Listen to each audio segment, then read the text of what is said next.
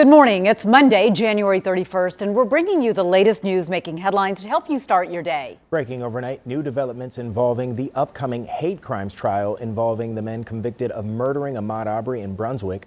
Federal prosecutors have reached a plea deal with defendants Gregory and Travis McMichael. CBS 46's Rebecca Schramm has the latest details on this as she starts off our coverage in today's Morning News Rewind.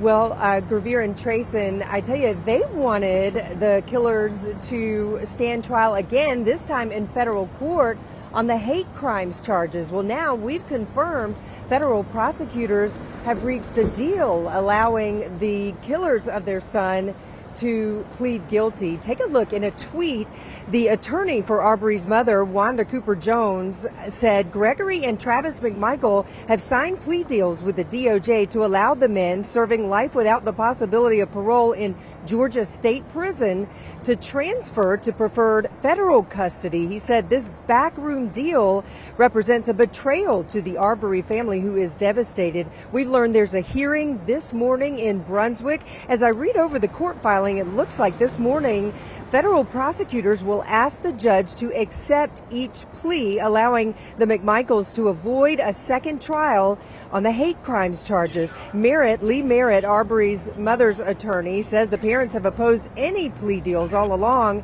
and says Arbery's mother will be with him in court today, asking the judge to reject the plea deals. The court filings do not mention anything about William Roddy Bryan. That's, of course, the neighbor of the McMichaels, who is convicted and sentenced to life with the possibility of parole. Today's hearing is scheduled for 10 o'clock this morning in Brunswick.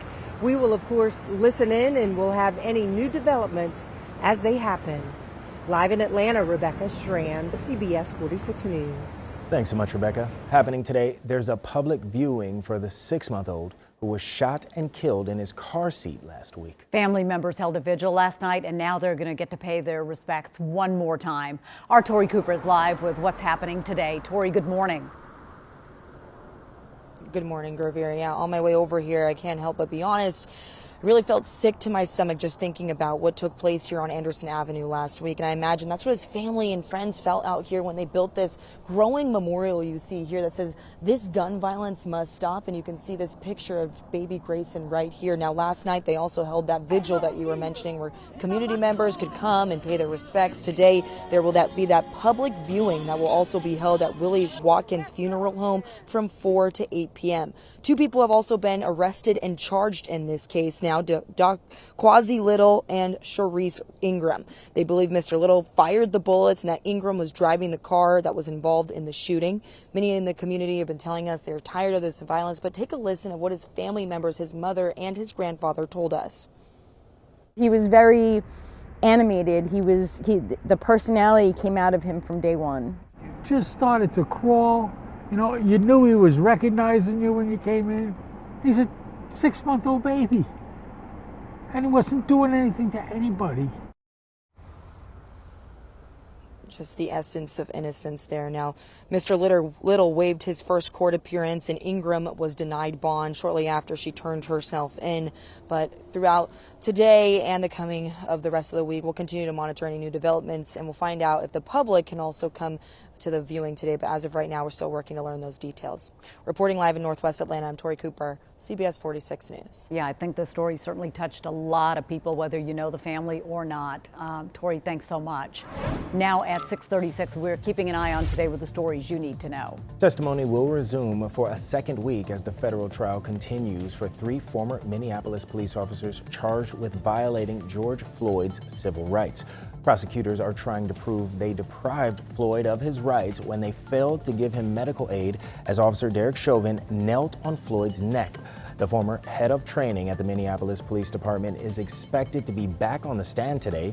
She testified last week that the 3 officers did not follow department policy when Floyd was killed. President Biden's getting ready to host the ruling leaders of Qatar at the White House. It comes as Europe prepares for a potential energy crisis if Russia further invades Ukraine. Qatar plays a critical role in helping the U.S.'s military evacuations in Afghanistan.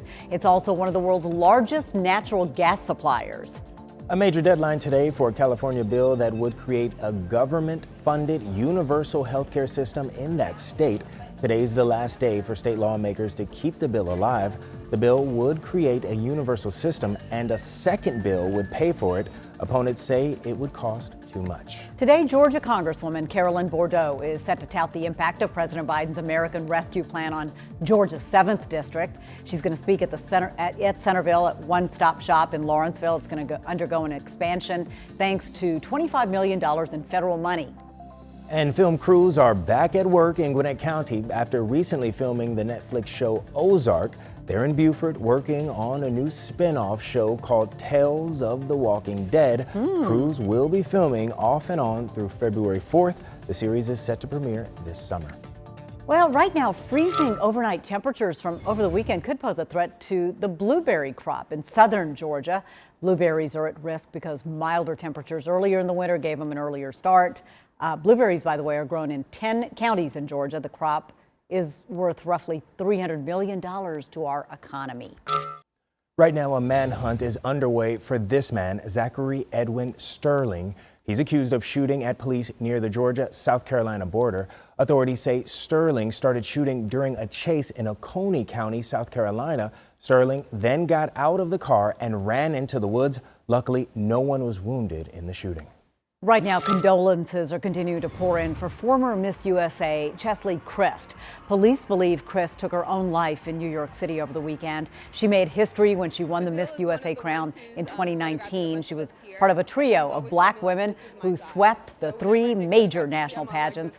Before that, Christ worked as an attorney in North Carolina, practicing civil litigation, also representing prisoners in pro bono work. She was most recently a correspondent on the entertainment show Extra. Christ was just 30 years old. If you or someone you know needs help, the National Suicide Prevention Lifeline is always available. The number is up there on your screen right now. You can also text a crisis counselor by messaging the crisis text line 741-741. Turning now to the Omicron variant, relief may be on the horizon as the Omicron surge now appears to be stabilizing in cities nationwide. Listen to this. COVID deaths skyrocketed 86% since New Year's, but now new infections and hospitalizations are dropping. There's also some welcomed optimism about the new variant. Former FDA Commissioner Scott Gottlieb says it appears the current vaccines could fight the stealth subvariant BA2. There's data out of the UK that suggests that a fully boosted person may be more protected against this new variant than they were against the original strain of Omicron. Still, it's important to remember only 41% of Americans are boosted. Roughly 8 million still haven't received a single shot. And meantime, a winter storm that slammed the Northeast over the weekend could impact the COVID-19 test kits that are being shipped nationwide. You'll remember the Biden administration is mailing millions of at-home test kits. The FDA says if the tests are sitting in freezing temperatures or if they're used while in the cold, that could actually impact how effective they are. There are a couple of companies that they said, okay, even if you get it frozen, if you let it thaw, it's going to be as accurate.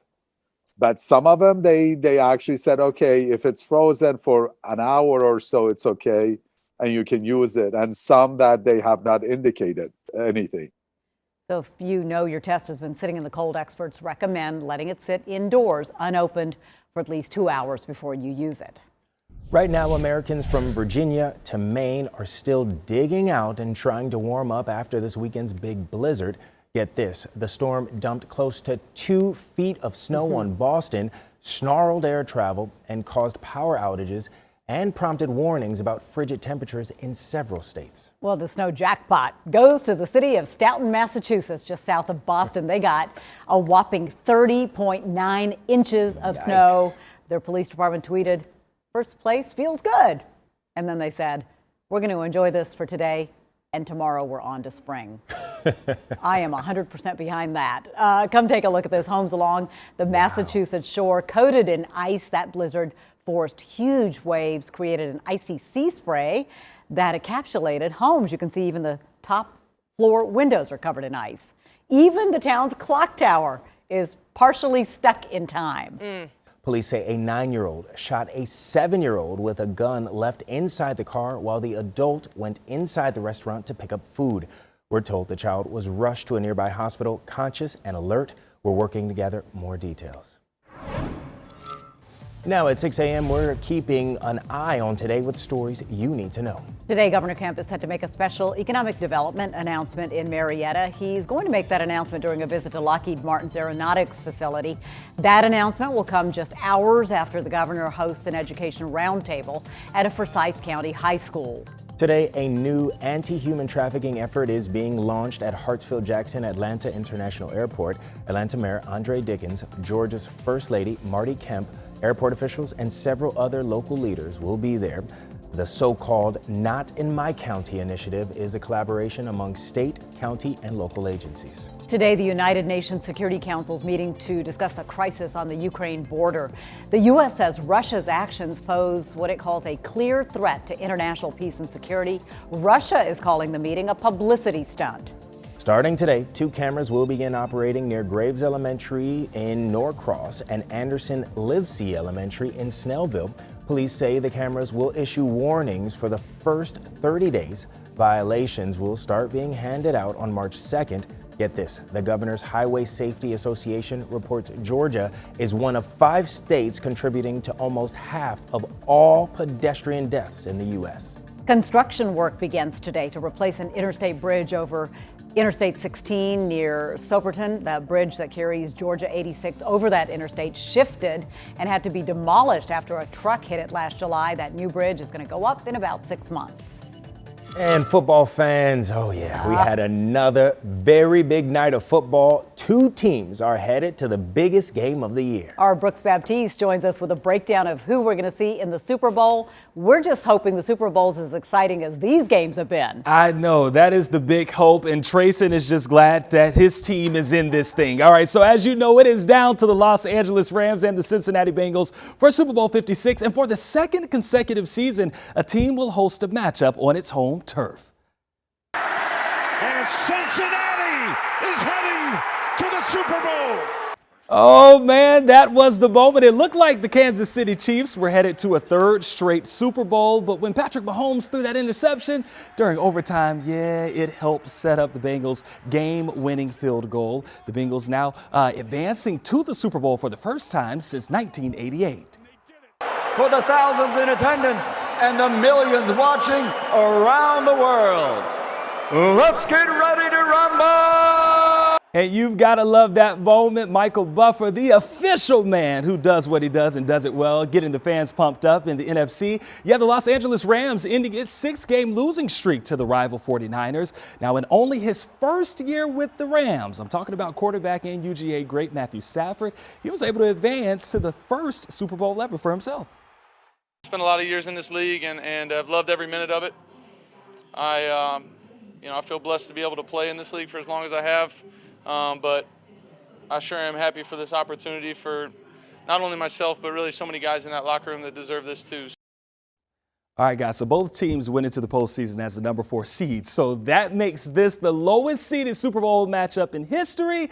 But as you know, fans are hoping for a good game on February 13th, and hopefully we're still going to get one, even though this will be the lowest seeded matchup in Super Bowl history. I don't know, that's kind of crazy right there. I mean, but also what's crazy is the fact that we said it earlier. We went 54 years without, and Brooks, you mentioned it, without a team playing in their home stadium for the Super Bowl, and now back-to-back years, and also. Both teams are going to win the Super Bowl. Like last year, Tom Brady won it. This year, the Rams are going to win it. So he's calling it already, yeah. Well, you must be from Los Angeles, Trayson. Yeah. What's up, Inglewood? Okay. What's up, Inglewood? Thanks, Brooks.